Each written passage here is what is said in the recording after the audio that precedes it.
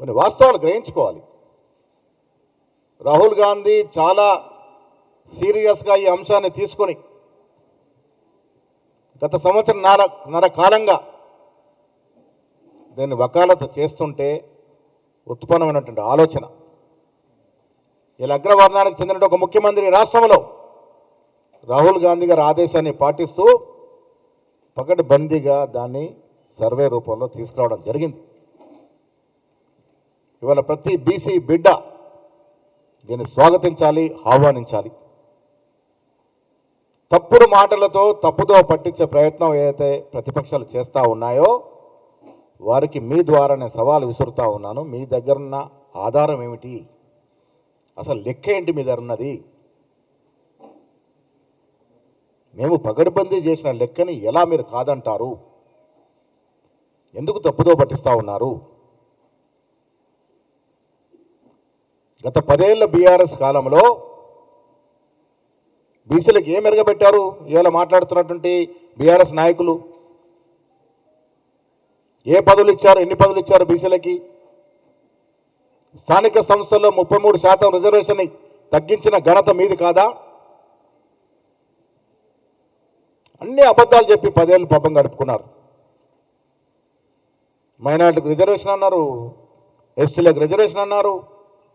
ఎక్కడ చేయగలిగినారు?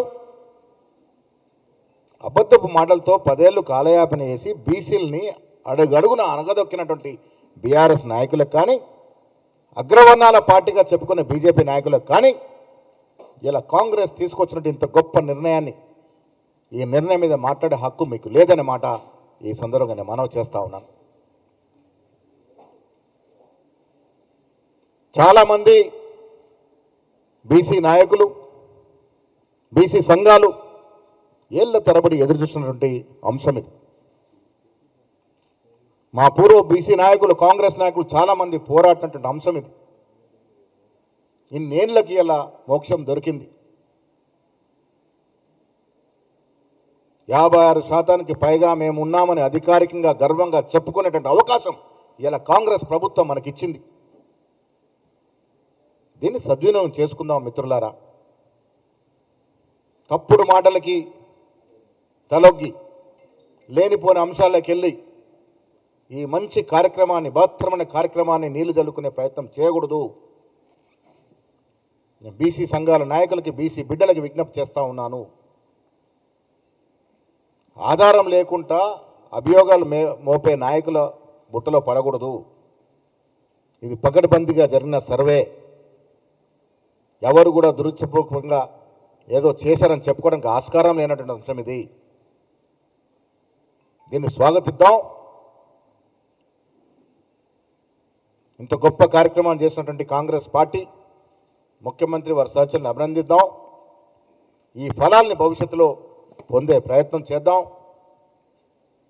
ఇలా బీజేపీ గొప్పగా చెప్పుకున్నటువంటి పార్టీ, ఓబీసీ నాయకుడే ప్రధానమంత్రిగా ఉండడం చెప్పుకున్నటువంటి పార్టీ,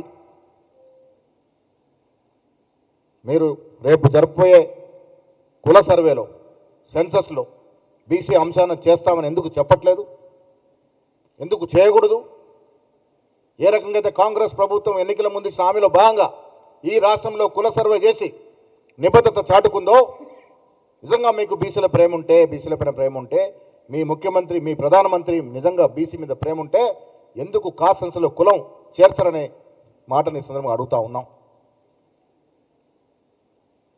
ఆనాడు ఇందిరాగాంధీ మొదలుకొని ఇవాళ రాహుల్ గాంధీ వరకు ఈ దేశంలో అణగారిన వర్గాల వారికి, బీద ప్రజానికానికి చేయూతనిచ్చింది కాంగ్రెస్ పార్టీయే. భవిష్యత్తులో మన ఆదుకున్నది కూడా కాంగ్రెస్ పార్టీయే అనే మాట ఈ సందర్భంగా మీకు మనవి చేస్తూ ఉన్నాను. బీసీ సోదరులకి ఇలా చాలా అంశాలు మేము అసెంబ్లీలో జరిగినప్పుడు సుల్తానియా గారు దీనికి మోడరేట్గా ఉన్నారు. పవర్ పాయింట్ ప్రజెంటేషన్ ఇచ్చినప్పుడు మాకు కూడా కొన్ని అంశాలు అనుమానాలు ఉంటే అనుమానాలు నివృత్తి చేసుకున్నాం. వాస్తవాలు, అనుమానాలు తెలుసుకున్నాం. ఎంత పగడబందిగా ఈ సర్వే జరిగిందో, ఎక్కడ కూడా అమరికలు లేకుండా ఈ సర్వే జరిగిన తీరుతెన్నులు తెలుసుకున్నాం. అందుకే ఇంత గట్టిగా మాట్లాడగలుగుతా ఉన్నాం. ఎక్కడ కూడా లోటుపాట్లకు తావు లేకుండా పరిపూర్ణంగా